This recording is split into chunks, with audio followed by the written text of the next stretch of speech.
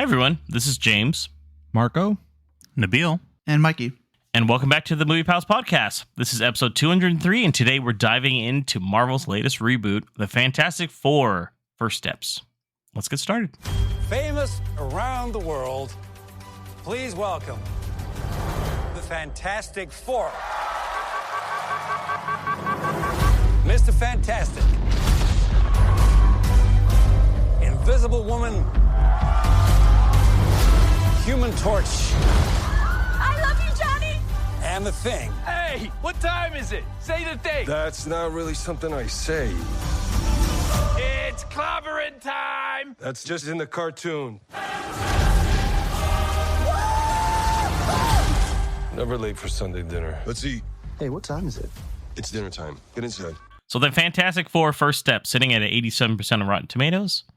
Forced to balance their roles as heroes with the strength of their family bond, the Fantastic Four must defend Earth from a ravenous space god called Galactus and his enigmatic herald, Silver Surfer.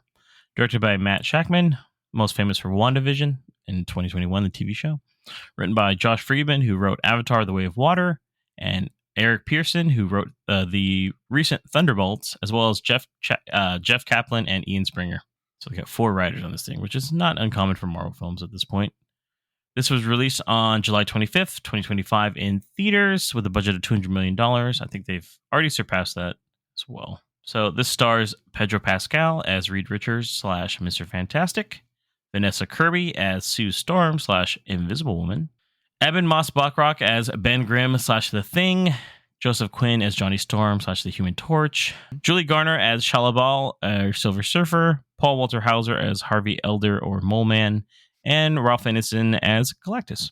So let's just do a quick round robin here, guys, of what we thought of the movie. Just kind of a, like a quick, brief kind of thought. Like, what did you think going in? This is, as we know, this is the third or fourth time they've tried to do the Fantastic Four. And did the movie meet your expectations or not? I'll start with you, Nabil. Yeah, I actually think that the film did meet my expectations. This was a good, solid entry for a Fantastic Four film in their introduction. And I think that it was exactly what we need in the Marvel Cinematic Universe right now. Nice. What about you, Marco? Going in, I went with really low expectations, low to really low, because of how Marvel movies have been. But in the end, the movie did meet my expectations to a point. I probably didn't like it as much as Nabil, but overall, I was satisfied. Okay. And you, Mikey? Yeah, like Marco, I went in with pretty low expectations, but this, I liked it a lot, so it kind of worked out for me. It met my expectations and went a little further. Yeah, and I saw it was good with Mikey. We went, it was a packed theater. It was insane for this one again. It was, yeah. We're back. Couldn't even get a drink. That's how big the line was. I was like, really? I'm just going to sit here. But no, I went in kind of low because I didn't think any of the trailers, or kind of, I guess, the trailers leading up to it, I was like, man, nothing's really exciting me too much. But honestly, I had a really good time watching this. I thought it was really good. I had a lot of fun. I liked a lot of the aesthetics of the film itself, just in general. It really worked for me. So let's get into just plot-wise then. Let's go back to you, Mikey, on this one. What worked with the plot? What didn't work with the plot? Without spoiling stuff, because of course we'll have a spoiler section at the end. Well, I like that they just jumped right in. And I kind of like that with Superman as well. This kind of leads the same way, or you're kind of like in the middle of them already being superheroes, or like years and already been kind of protecting the city. And I kind of like that they didn't have to do any of the other stuff. They kind of gloss over a little bit, like their origin story and like how they got their powers and stuff. But I think that was enough for, at least for me.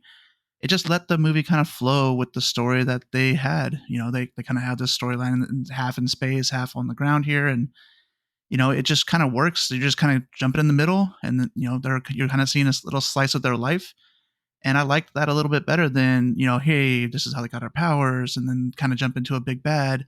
This one just let everything kind of breathe a little bit more than average. So it worked out for me. There's not much that didn't work out for me, actually. I actually liked a lot of it. There was some dips in the action. Pacing, you would say? Yeah, the pacing's a little off in the very middle section, but overall didn't really bother me that much. That's kind of being nitpicky. And yeah, I mean, what they did with Galactus, what they did with Silver Surfer, I thought was pretty cool. So just overall, I like pretty much everything, or most of the stuff they did with this movie. Nice. What about you, Marco? Plot-wise, just what worked for you, what didn't work?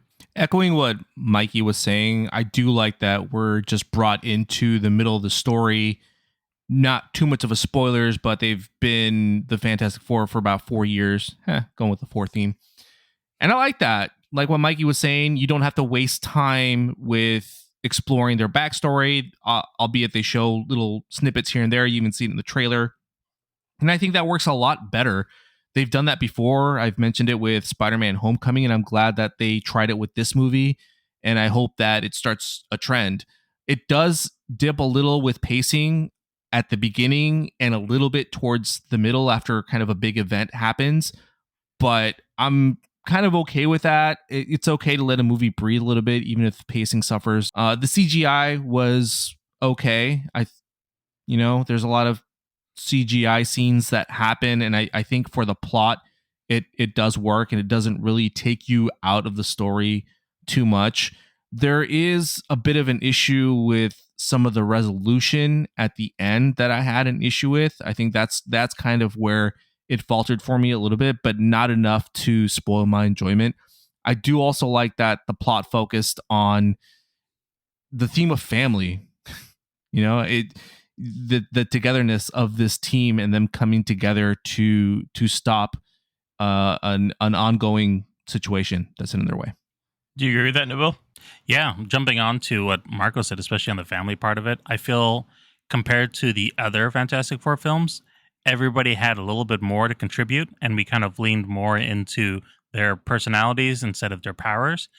I agree that there was more, for me, it was more a little slow in the middle, just because there wasn't as much action. But also watching the film and seeing how it was all put together with the to focus on the characters, I wasn't longing for more action. I liked the ending. I liked the big kind of action space scene in the beginning, or kind of the first act.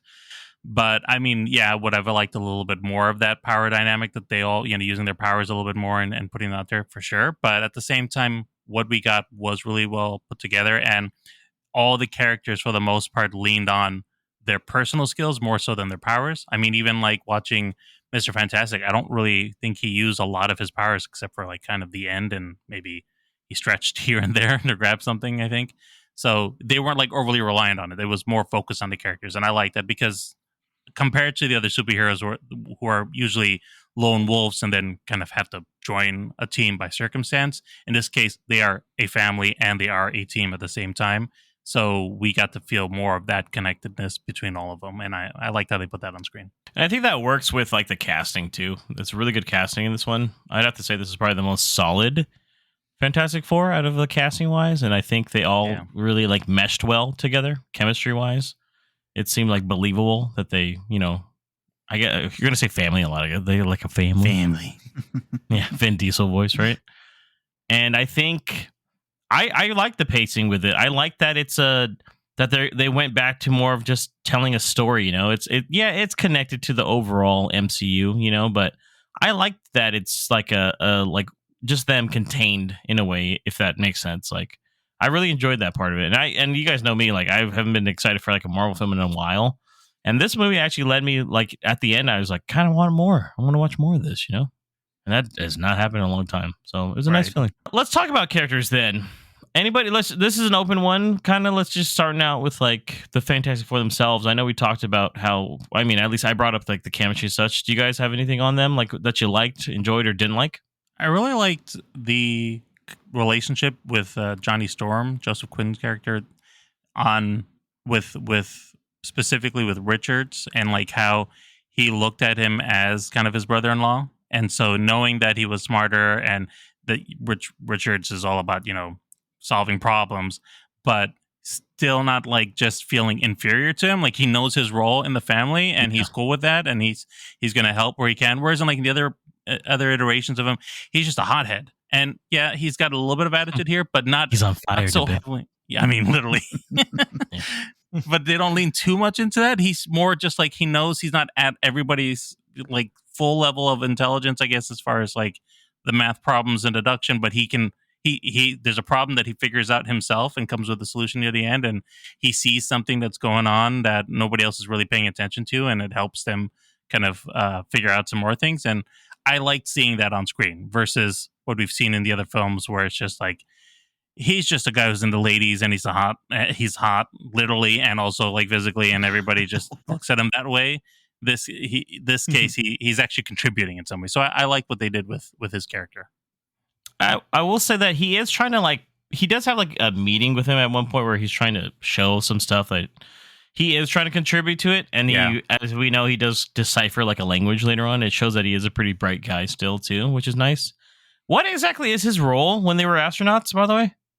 I know Ben is like the pilot. Yeah. What is that? I He's was the trying to, gunner. when he said that, I didn't figure out what it was. Maybe he's the gunner, but I feel like he's just with Sue's brother, I guess. He's just that's there. his role as the gunner?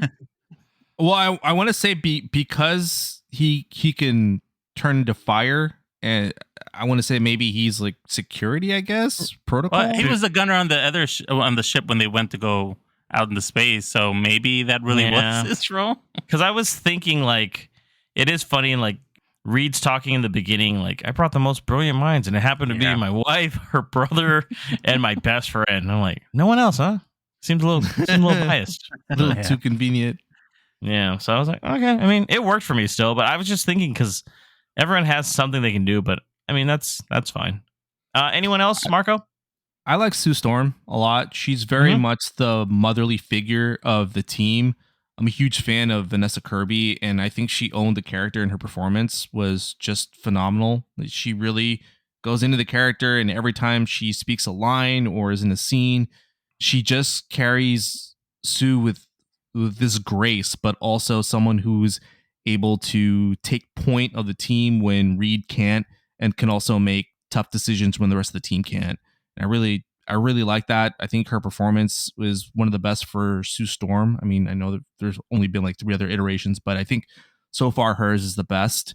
Where I struggle on some of the characters, really, I'm a huge Pedro Pascal fan, but I feel like his performance with Reed Richards was okay. I don't think it was that good. I think it was just sort of like middle of the road. Something just about the way his character was portrayed, he just sort of seemed like just very vanilla, middle of the road. Nothing that really made me believe that he was that character, except for when he was doing like equations and solving situations. That's about it. But out of the whole team, I thought he was probably the weakest link of the entire team. Johnny was great. The Thing was great. They all had their own little scenes where we saw a bit of their character, but whenever it went to Reed Richards, it just wasn't that interesting to me. What do you think about that, Mikey? Sorry, you're about to say something? Yeah, no, I was just saying I kind of disagree. I kind of like what he did with Reed Richards, because most of the time in the previous movies, he's kind of like I know he's kind of campy and kind of goofy a little bit. He doesn't really come across as like just being a brilliant person. And I think that Pedro Pascal does come across as a really smart person. And then there are some scenes where he's talking to Sue Storm, and it's his wife. So they're having like conversations about their relationship and like their baby and everything like that. And it's really, he comes off of, he says basically like, hey, I'm thinking of everything that I can. And I feel like he has that like kind of reserve, so I can kind of see what Marco's talking about. But for me, it worked. I think the way he kind of portrayed that was pretty well, and you kind of got that as part of his personality, not just how he was acting a character. For me, at least. I agree with you, Mikey. It worked for me as well. Yeah, I guess I don't want to bring up another movie into this while we're talking about this movie, but just the Elseworld cameo from Multiverse of Madness, I felt like that small cameo from a different version of Reed, I think, held a better impression of Reed Richards for me than the one I got in this movie. I'm not saying it's bad. I'm just saying that I wish it could have been a little bit better. I can see that. Like I said, for me, it worked. I actually like that he's almost like a kind of a meticulous kind of guy. He's more of a, like a book nerd, obviously, and he kind of just he's still like the leader. But I like that scene too, Mikey, where he's talking about how he's always worried actually, and he's always thinking about things. I like that part too. So that was a good scene. Yeah. What about like the Silver Surfer or Galactus, Nabil?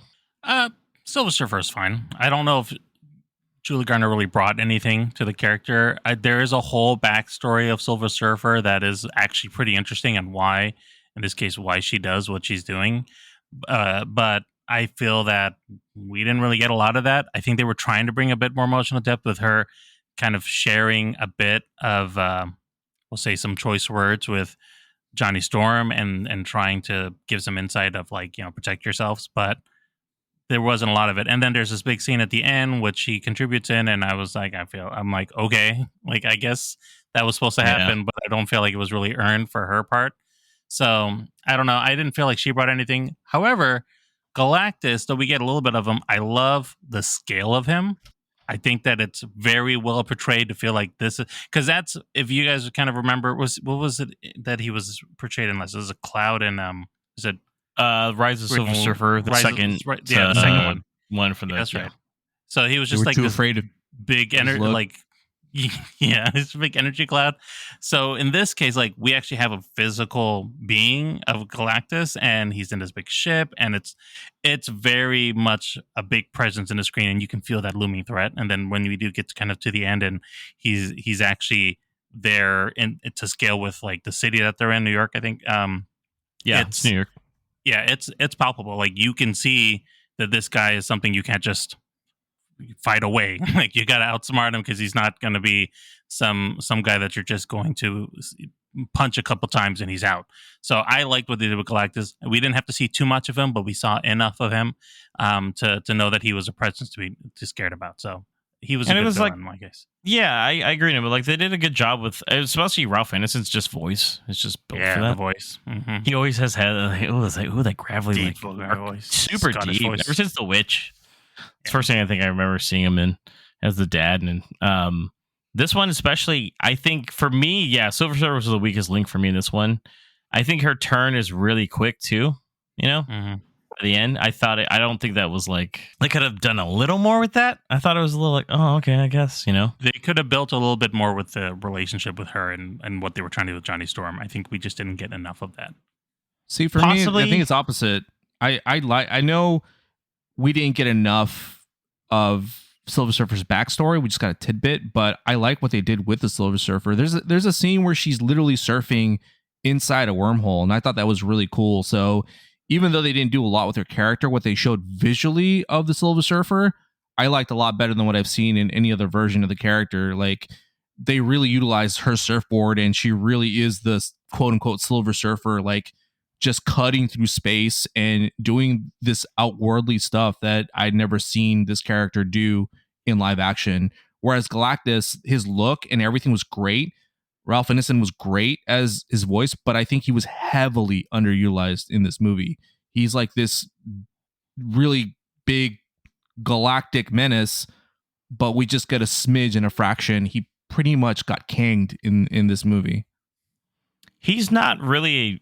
It's funny though. I read a lot of things like technically he's not like an Avenger level threat because in the comics he's been defeated by the Fantastic Four, just by them specifically, like several times. Yeah. It's just that his ability, I think, is like really kind of like, oh my God, because, it can end the whole world kind of thing, obviously. He's like a celestial. Yeah. Slightly, right? So, but that's, I see what you mean though. You wanted more of that. I mean, there might have been more into originally, but I like that it was like under 2 hours for once. We've been watching all these movies. Very tight. Yeah. Yeah. Especially me and Mikey saw this movie called Eddington right before it. And, God. Also with Pedro Pascal. Also with Pedro Pascal. He's in everything. Yeah, exactly.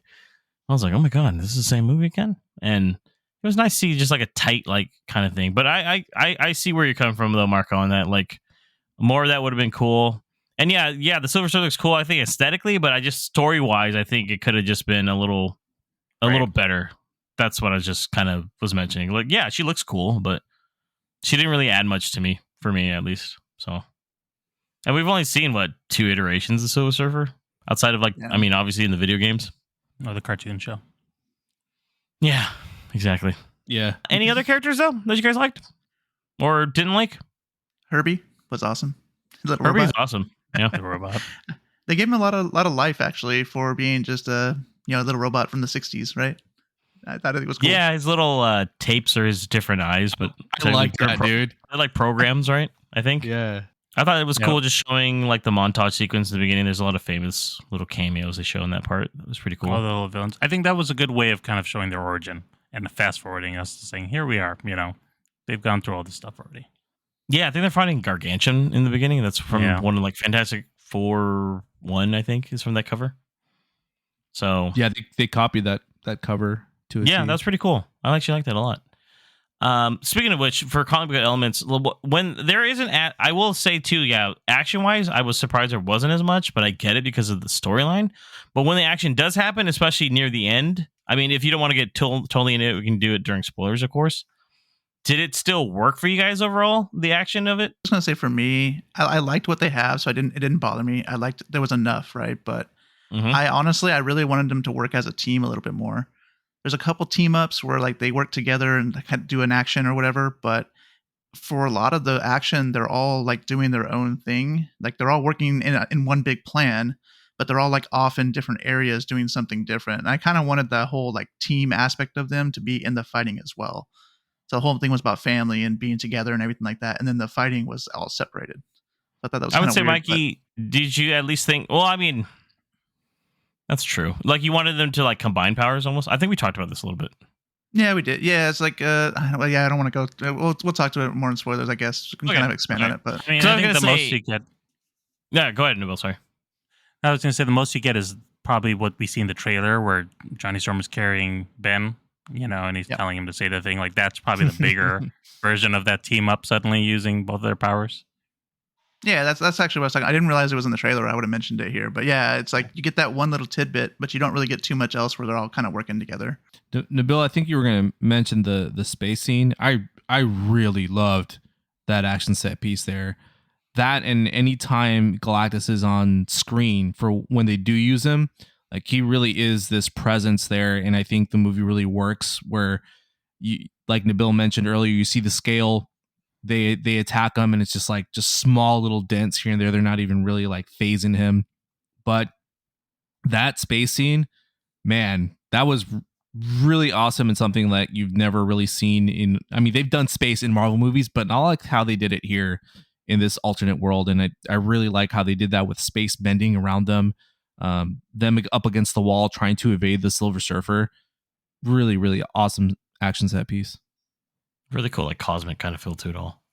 Yeah. It's different, right? It's different from what we've already experienced because we've had obviously plenty of cosmic experience with Guardians of the Galaxy and Thor, even in the Avengers films. But this brings something different, which is a surprise because you think it's just going to kind of be the same. So whatever they did different, it shows on screen and you feel like you're having a new experience instead of just being thrown into what you've kind of already experienced multiple times from the other Marvel films. Speaking of which, like I think it goes with like the overall look of the film. What did you guys think of it being set in like a alternate 1960s? Did that work for you guys? Yeah, that was my biggest interest in this film was that it was set back in time, or I guess it might technically be present time, but just it never moved past the 50s, 60s aesthetic. So the movie itself feeling that way and kind of leaning into like the tube TVs and the kind of future-esque vision of technology, that really worked for the characters and worked for the world. And they found a good way of like melding everything together. I love that aspect of it. I know that that's not going to fully carry forward in the other movies, but for this world, I think it worked really well. And they put it to screen in a way that you feel like you believe it, like you're there and this could have been an ideal world at one point, So I enjoyed it. Definitely one way to make this world unique and make them separate from the other Marvel films and make them kind of stand out. I like that too. I agree, Nabil. So like a very like Tomorrowland kind of feel to it. Yeah, like they got flying cars and it's everything's like really clean, but it's like those kind of things you would see at like the Epcot Center or something that were the future of tomorrow, and it's like all that stuff you see like in Iron Man or some Iron Man 2. I forgot which one shows you that stuff. I almost felt like was that really a little cool bit too. Oh yeah, the Fantastic Car was really cool. I know we usually do this during the Bond films, but I thought of the James vehicle right there, and I was like, there it is, right there. I found it. Hey, at least it was a cool one though. I really liked that one, dude. I was surprised. I was like, oh, and it flies too. So that was fun. Like, what did you think, Mikey? Well, I was just gonna say is like I think I like the aspect of it. They built a world. It wasn't just like a couple scenes where they could kind of do stuff. The whole city was basically Fantastic Ford in the 1960s. I mean, they even thought about like the one of the people is Mole Man. We didn't talk about him too much here, but he was pretty cool, and he's underground. He's like revolt against the people on the earth, right? But then you see the train station. Like this is I don't know why I noticed it, but like the tracks are on the top, not on the bottom, so it didn't really disturb the Mole Man. That's So so it's like cool. I just didn't small notice little that. bits there. Like you can see a ton of that stuff in the background, just like working it. The Times Square with the tube TVs was crazy. Like that kind of vibe was. I just thought everything was kind of cool. They just built this whole world out. They didn't need to do that, but it just made the movie feel that much better. Oh, yeah, The even attention the to detail. advertisements. Yeah, like the advertisements, Marco. Like you can see them. Real quick, I love Mole Man. His small little role. I just thought he was like hilarious whenever he was on screen. Paul Walter Hausen pulled it off just great. He's just a funny guy. Perfect guy for Mole Man, right? Yeah. I like that too. It's weird they have like a whole subterranean world underneath. They're like, yeah, they're just those are the underground people. It's just dirt. Just living in Yeah, dirt. it's just it's very like comic booky is what I'm getting at. So it's like, oh, what the heck? This is so random, dude. He didn't like being called Mole Man. Well, at least not He got so from angry. like Not from not Richard. from Mr. Fantastic or he hates like Johnny for some reason. Yeah. That's hilarious. He tells him something like he's like, I didn't dress you or something, and he gets super he turns around. I wanted more of him. I'm not gonna lie. I think it's good that they kept him but he has a pretty good important role too when Galactus is coming. That's kind of cool that they implemented it, and they show that he likes Sue a lot because Sue kind of kept the peace with them and stuff. So let's get it before we get into spoilers. Let's jump into our overall rating of the movie then, and would you recommend it? We'll start with you, Mikey. I give this one 4 stars. I liked it a lot. Didn't think I would, but it was definitely a good one in my opinion. Cool. Nabil? I also gave this 4 stars. I think it's worth a watch, even if you haven't caught up on the TV shows and everything. You could jump into this and feel comfortable going into the new universe or the next phase of the Marvel universe.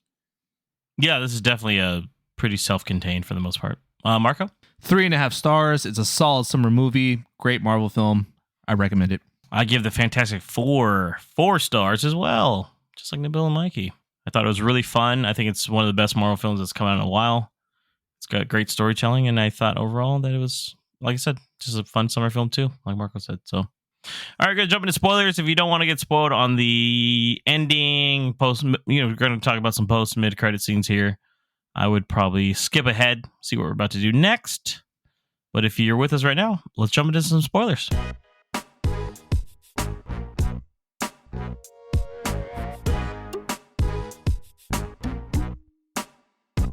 So, what about, plotline wise, Galactus wants the baby of Reed and Sue, little Franklin. He detects that Franklin's inside Sue. What did you guys think of that plot? I like the plot of it. I guess I didn't understand why Galactus had to come down to pick up Franklin, and why couldn't the Silver Surfer do that? I feel like I missed something on that, because I know that was a part of their plan. I'm like, well, why would he have to come out of his ship to go pick him up? Why couldn't? Because she failed. Silver Surfer do it? So she was going after the baby, and when they had the baby on the spaceship, right? And then Silver Surfer went after her, actually had it almost in her hand, and then she got knocked off, and she went back to Mikey's Galactus, right. and Galactus was like, nah, and she was like force choking her, right? Like, Yeah. She's like, ugh, you turned them against me. Well, she was stuck in the black hole for like a month, right, or 2, I think. Yeah, it's supposed to be a month, they said. Yeah. Yeah. So I think that's why. And honestly, Nabil, I had a question too. Does he have to consume the baby, or is he giving the baby his powers?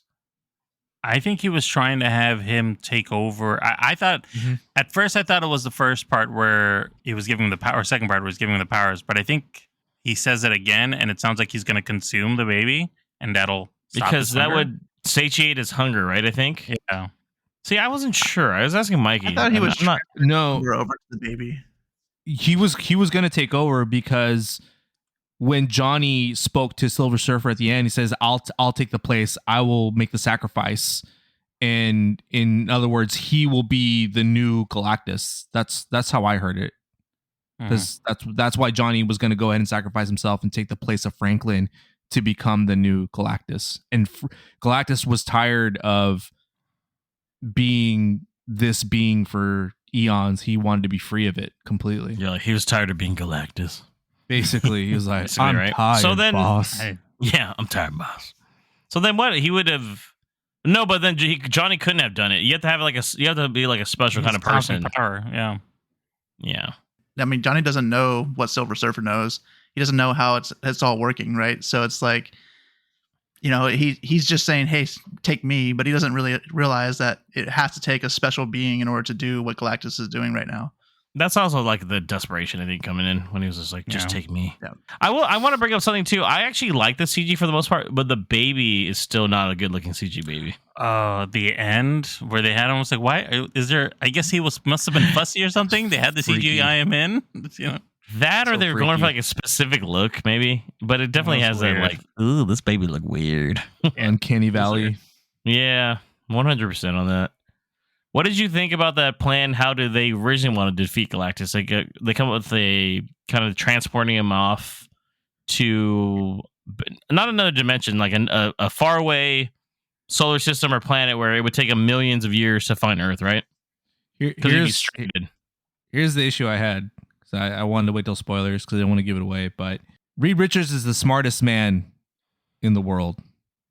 And this was the plan he came up with, which is a good plan, right? But at first, his original plan was to move the entire Earth to a different solar system and utilize all these resources, all these teleportation devices. Why didn't he think in the first place to just teleport Galactus himself? It would have utilized less resources. It would have been before the Silver Surfer destroyed all the other things, and they would have had backups in case, you know, those got destroyed. Because that's what they ended up doing. I'm like, he should have come up with this one in the first place. He's the smartest man in the world. So that was really my big qualm. I'm like, you should have done this. I think can he answer didn't. that too. Yeah, go ahead, James. No. Oh, I mean, but you might have the same plan. I don't think he wanted Galactus to come to the Earth at all. That's why. Exactly. Yeah, he was trying to avoid luring him there to begin with, because what was the lure was their child. That's the only reason he was going to come up over there, and so they didn't want to put anything at risk and just move the Earth. Yeah, I guess that makes sense. Marcus like, shit. But he didn't know. But he didn't calculate the fact that the Silver Surfer could have got, even with a month delay, could have gotten there super fast and just. They were alter their hustling, plans. Marco. They were hustling. That's a lot to do. And what does he say? 72 hours or 36 hours? They had to build all those things in 36 hours around the world. I will say, though, I actually liked how that plan came together compared to the other Marvel films, especially lately. Reed came up with a plan and it failed multiple times, and he had to pivot multiple times. And it wasn't just him. Like, he had to have his family help and figure this out. But I actually liked how they came to that. So it wasn't just like, we're going to get this laser beam and shoot a hole into space and then see if everybody's going to go up. Like, they had to come with a solution in multiple ways. And even the last part where, you know, could possibly wasn't even going to work. It was only because of Silver Surfer, which, again, I go back to saying, don't feel like it was earned, her saving everybody. But that was kind of that Hail Mary, because they were basically going to lose because, again, Galactus was too strong. It's like, this wasn't going to work, guys. Like, you do what you can, but nobody's strong enough to just knock him over into this portal. And then suddenly, out of nowhere, this silver person showed up and said, you know what? I'm going to help you guys. Bill was like, if only we had some kind of silver bullet-like creature to blast into him, push him in that extra 10 feet. Who could it One be? that Is isn't Thor in Coors this? Light. Is Thor in this? Yeah, the Coors Light train popped out of nowhere. The bullet train. Yeah. No, Bill, I like that, but here's where my other issue comes in, really. And again, this is just nitpicking. I still enjoy the movie, but this is nitpicking. Is I wanted more Galactus. Like, when he arrived on Earth, I was like, okay, here we go. I was gripping my seat. I was ready. And what we got was not to my satisfaction. I don't know if you man. guys remember this movie that came out a few years back. I think it was called Eternals. And there was just like this celestial coming out of the planet and then suddenly stopped, because do we know how we stopped him? Nobody really remembers. Love? Some shit. You know? Nabil, just let it go. They He brought adamantium to the world or something. Yeah, he brought like, oh wait, yeah, that's right. He came back in Captain America, the other film that nobody saw, and was like just there. Like, we have the big beings. I think it's hard for them to show it on screen, and realistically, how are you going to fight them with one small team? So the fact that they put him on screen here, this big being, like, I feel like they did a pretty solid job compared to their last two attempts in trying to show someone like that and think that they could just defeat it. I think that's almost why they made him that size too. Like he could have been bigger, but I mean, then we run into the Rise of Silver Surfer, where it's like, or we can make him a gas cloud. What about that? No, I'm not. I get the budget. I know. No, I'm not talking about size. I'm talking about not like even budget. Just like, how do you fight something like that realistically? That big. Exactly. I would have liked just a little bit, like maybe just 2 minutes of Galactus. He's gonna like devour the Earth anyway. Of him just like smashing through things and just showing this dude's devastating like scale, just a little bit more. Not like, I'm not talking like Man of Steel type of destruction, but I mean like just show this dude like he's just like jogging through some buildings like he's running a 4K, a 5K, and that's it. And I'm just like, come on, man, like just show him, dude. He tears up the Fantastic Four. That's pretty cool. Yeah, him just on Paul Reed. I thought that was a pretty good scene. The few times you saw him use his powers, I was like, they're stretching the crap out of him. That was pretty nice. I was thinking, how far can you stretch him theoretically? Yeah. I saw a video. I'm not sure how accurate it is, but supposedly in the comics, like that wouldn't have killed Reed. Like he can stretch like pretty far. Like he's wrapped around like Galactus before. So maybe he just hasn't discovered his full potential yet, and maybe like later on, like in an Avengers movie, he will. But I mean, Miss Marvel's supposed to be able to stretch too, and they just were like, "No, we're good." Yeah, they screwed that up. Like, never mind. She can have crystal powers. Wait, what? The budget, I get it. This was, I mean, it is pretty good though, and I think they really wanted to focus more on his intelligence, really, as his power, more so than his stretching. Yeah. Definitely. Let's get into something like mid-credit wise. What did you guys like that little Doom tease? Is that who that was in the green hood? I wonder who that. I'm just kidding. With the mask on the floor, Nabil. What's that green hood doing over there? What's that about? Nabil yelled out, "The Green Goblin's back!" Peter Parker. I'm just seeing the Willem Dafoe look behind him. I smiled because I knew Nabil would like it because I liked it, and I was like, Nabil is happy.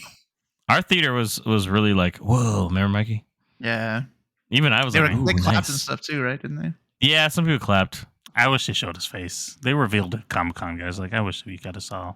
I don't know. But It might be a different Doctor Doom. It could be a different person. It might be different. But I mean, at least like, They said it was Robert Downey Jr. though on set for that, so that is him. It's confirmed. Abracadabra. Yeah. Dude, like, I could tell by his mannerisms. I'm like, he was on screen for 2 seconds. What he's on mannerism? Well, that's good old Tony. That's Tony again. I know his look. He's back. I was excited. I liked it. It did make me. That super excited. Worked for me. Yeah. Yeah. I was like, ooh, that's why I was like, oh God, I wish I. It was kind of cool that they went another 4 years in the future, right? And Franklin's just super smart, and his powers are growing. And speaking of which, did you guys like how that was with Sue? That was a pretty emotional scene, I gotta say, man. I genuinely thought for a second, I was like, oh, she dies in this one, huh? Yeah, I wasn't sure what they were gonna do with that. Because this is an altered universe, so they could technically do anything. And so I was like, is she really dead? Like, we done with this? I was like, okay. I knew Franklin was going to bring her back. I knew. You do? I thought it was really good acting, though. That was really good stuff from Pedro. Yeah. That was a really, really heartbreaking scene. That and giving kudos to the birth scene was really good, too. That added to that, that space scene. Cool scene. Yeah, cool scene. See, Pedro could act where it needed to, Marco. All right, and those pivotal scenes, he was there, giving it his all.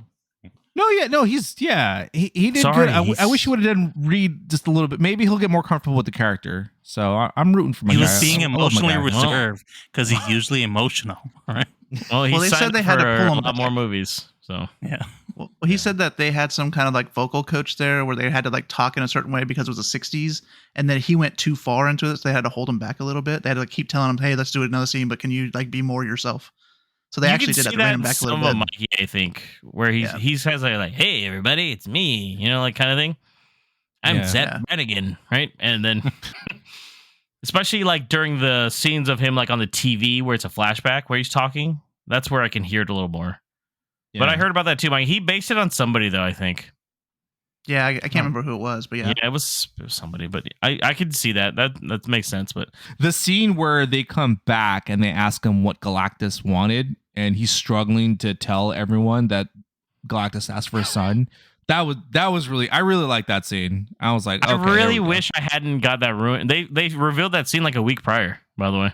That was I saw in a trailer. Right? I was like, dude, I didn't see that one. It's turning into a meme though, which is hilarious. Like what he asked for, he's like 14 Domino's pizzas. We couldn't do it. He asked for $2.75. So, any other thoughts, guys, before we end out the podcast? We didn't mention like kind of a pivotal scene in the middle of the film where Sue Storm comes down and talks to, I guess, the world, not just the people of New York, about how she's doing this. What was it? It's I'm not going to give up my child for this role, but I'm not going to give this role for my child, kind of thing. That whole speech. Yeah, that's a good one. Yeah, I thought that was when it was going to happen, because I could see like, okay, we're going to do something sappy here. I was going to be like, okay, we get it. Let's move on. But I felt kind of connected to it. I was like, if we had people like that right now, that'd be great. To feel like we felt we could come together for something. So I thought that was a pretty well written kind of acted scene. I thought it was comparable to kind of the Superman, like I'm a human scene, right? Yeah. I was like, I tell you, Vanessa Kirby, dude, she did great, man. She's really good. What were you saying, Mikey? No, I was just going to say in general, like this, I hope Disney takes this as like what they should do in the future. They shouldn't make every movie a formula. This one felt different than their past ones, and it made it really good for me, at least. And I don't want this to make a new formula with this. I just want them to take chances and make movies a little different from each other. I think it'll work a lot better for them going forward. So that's all. Yeah, unfortunately, I mean, we talked about it too, like the Doomsday one. They don't even know how it's going to end. They jumped like really into this one. And so I really like this world. And I was like, oh, I really wish we could have stayed in like another movie in this one. Or who knows? We don't know if the Fantastic Four is really going to come into the MCU or like that. Who knows? Right. It's all up in the grass. Apparently it's going to reset after Secret Wars, so we'll see. That's what I heard. And if you said they might recast like Iron Man and Captain America, like maybe they'll do like an Ultimate thing that we talked about. And then, or maybe they'll pull like the DC where like some of it will stay, right? Like the Fantastic Four. That's what I'm thinking. And then some they'll get new, I mean, I could see that happening, which is fine. Because I mean, that happens in comics too. And everyone just acts like they don't know about the other stuff. Like, what are you talking about? We've never fought Whiplash before. Universe, no. I've never fought Whiplash before. What do you mean? Like bird. What is my bird? I hope he shows up in every phase a different Earth, right? Be like Earth 626 and Earth's 921. 626 was it the Lilo and Stitch one? The fact that you chose those numbers, that's Stitch. Okay. I like that one. All right, that wraps up this episode of the Movie Pals podcast. Nabil, let the listeners know where they can find us. Be sure to follow and listen to us on your favorite podcast platform. We're available everywhere. For links to all our socials and more, head over to linktree/moviepalspod. That's linktr.ee/moviepalspod. And don't forget to hit that subscribe button so you never miss an episode of your 4 favorite fantastic friends. Plus, catch us on TikTok too, where we're dropping sneak peeks, movie takes, and behind-the-scene clips. Follow us at Movie Pals Podcast for all the fun. Next up, we're diving into The Naked Gun in podcast episode number 204, so don't miss out. Thank you, Marco, and thank you all for listening. Until next time, this is the Movie Pals signing off.